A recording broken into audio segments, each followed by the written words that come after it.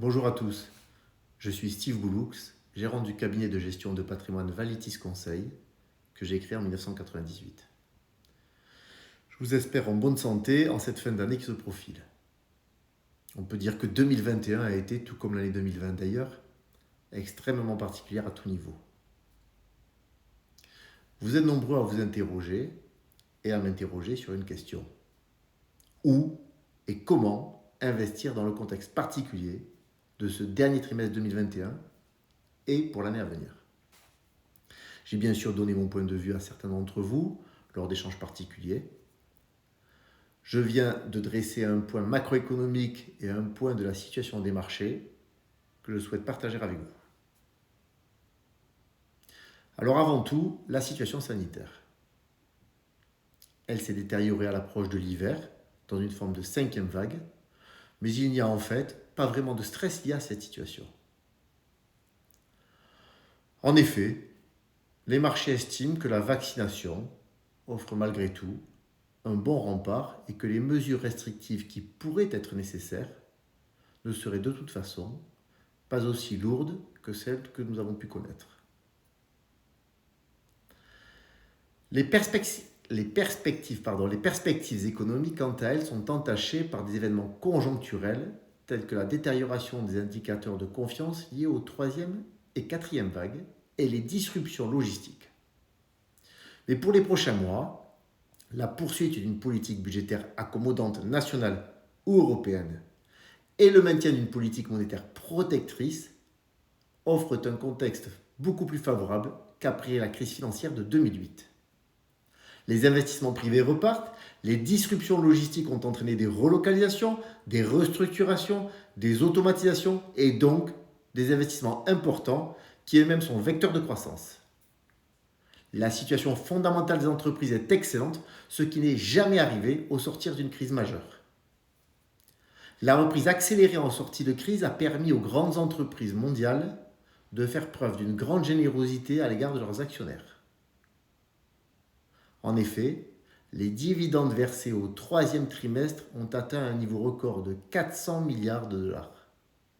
D'ailleurs, les dividendes mondiaux devraient se remettre complètement en seulement 9 mois de leur bas niveau de milieu de pandémie datant de mars 2021.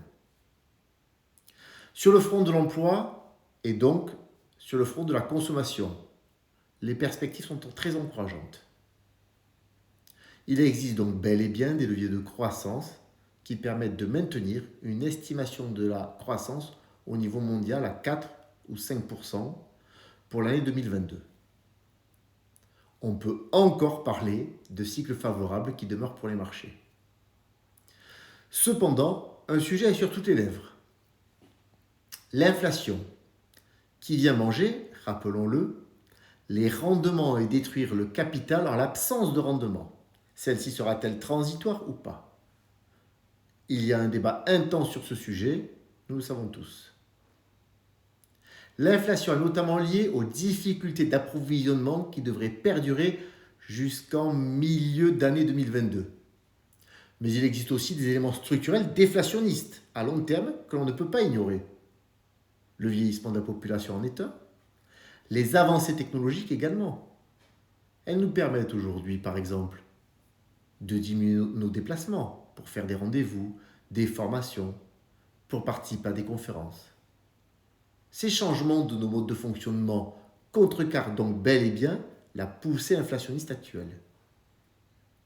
Cependant, le sujet de l'inflation est pris en compte par la Fed et la BCE qui ont fait une série d'annonces. Elles n'ont pas décidé de modifier radicalement leur politique de taux anormalement bas, mais elles ont cependant ralenti l'augmentation de leur bilan avec une forme de normalisation de leur politique monétaire. Elles injectent donc moins de liquidités. Il y a donc un ralentissement de leur politique antérieure. Les banques centrales des pays émergents ont, de leur côté, pris des mesures beaucoup plus contraignantes pour contenir l'inflation. À court terme, il est évident que nous sommes dans un cycle inflationniste. Mais pour beaucoup d'économistes, cette inflation restera acceptable, voire faible, sur un horizon de 10 voire 15 ans.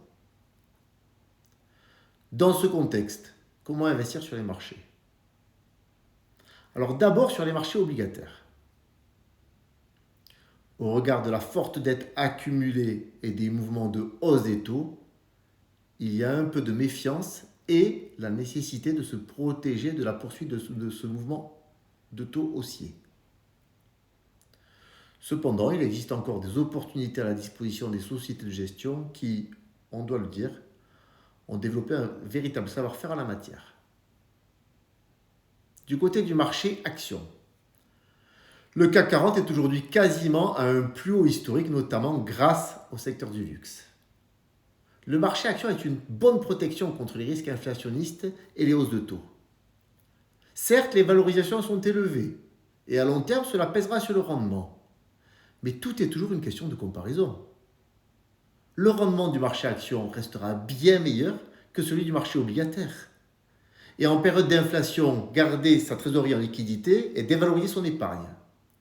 Nous venons de vivre une période haussière exceptionnelle avec une phase d'expansion en 2020 et de reprise de la croissance bénéficiaire en 2021. Nous arrivons à une phase plus mature du cycle haussier qui exige une plus grande attention et une plus grande vigilance. Les grandes sociétés de gestion parient cependant sur des marchés qui continuent de progresser pour 2022.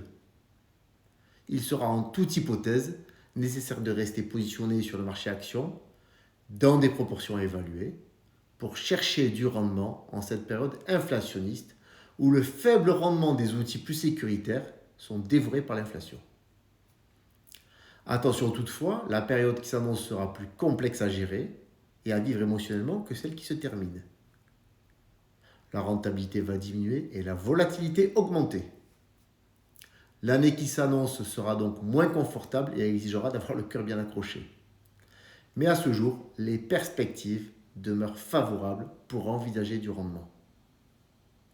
De plus, n'oubliez pas qu'il faut savoir saisir les opportunités que nous donne le marché pour investir. Donc, les périodes de baisse.